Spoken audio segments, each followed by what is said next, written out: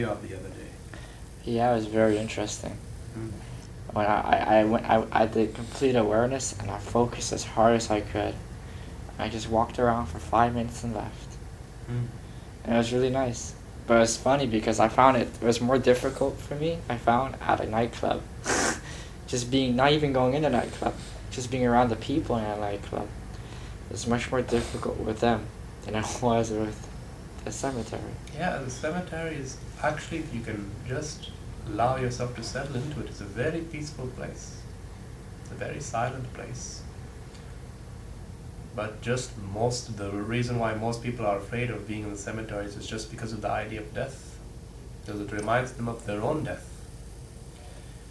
So the fear of death is what prevents, and that's why in many tantric methods, those kinds of places have always been recommended to practice meditation in a graveyard, for example.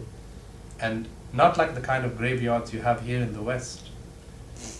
In India, you can be in a graveyard, and there's bones and skeletons all over the place. Wow. And things like that. And to come into contact, there was a time where just to come into contact with a corpse would be very simple. So many tantrics could easily just enter into a graveyard, take a corpse, sit on it for meditation. That's the technique I was telling you about. Shavasana, the practice of sitting meditation on a corpse. And this has such a profound effect on the mind. Just the reality of it, the immediacy of death, being face to face with death, and all these things are just giving you one message, that one day you will also be turned to bones, at least your body. Mm-hmm. The body is also going to disintegrate one day. People have forgotten that. Because their whole lives they have been living with this idea that they have infinite series of tomorrows. Right? Mm-hmm. So far, till now, you've always been living with this with this idea that tomorrow is coming. So you take it for granted that tomorrow is coming. But you don't understand that it's just like an hourglass. The sand is on one side and the sand is gradually falling to the bottom of the hourglass. Eventually it will disappear and your life in this body will expire. So once you're face to face with the immediacy of death, with the reality of death, that you know with 100% without even a shred of doubt that this body will disintegrate, just cause and effect. As a result of birth, the body must decay. If this becomes without a doubt in your mind, now you'll have a certain intensity. You want to know, is there something within me which is beyond birth and death?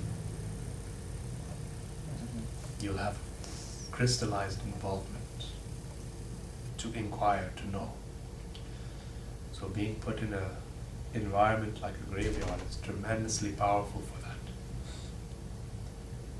Many other yogis, instead of being in a graveyard, instead of sitting on a corpse in meditation, they will just imagine corpses. So they'll imagine their own body disintegrating, rotting away with worms and being filled with worms and maggots. And that's many of the different kind of contemplation techniques that have been used in yoga.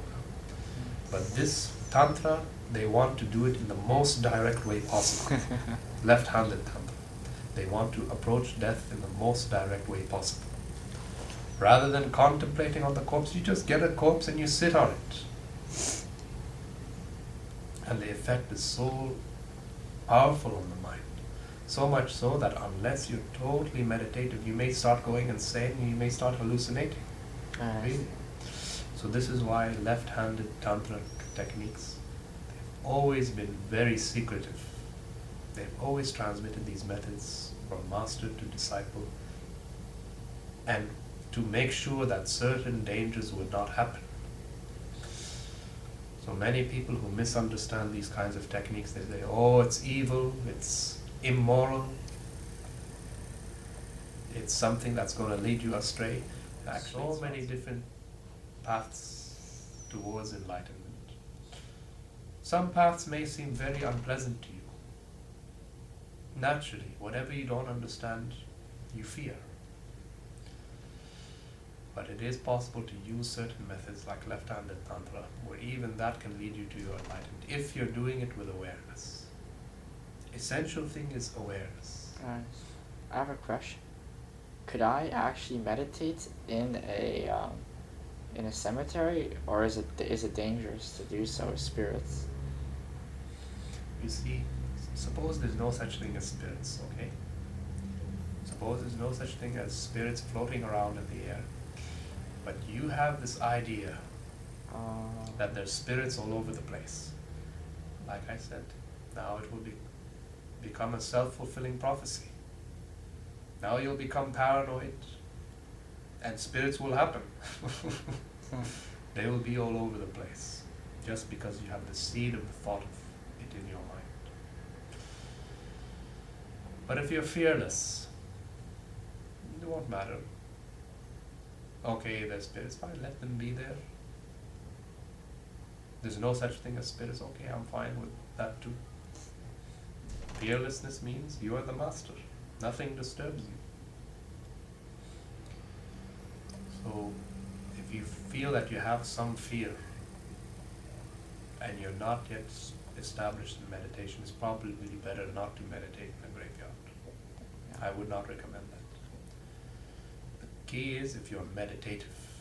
If you're meditative, you'll be meditative anywhere you go.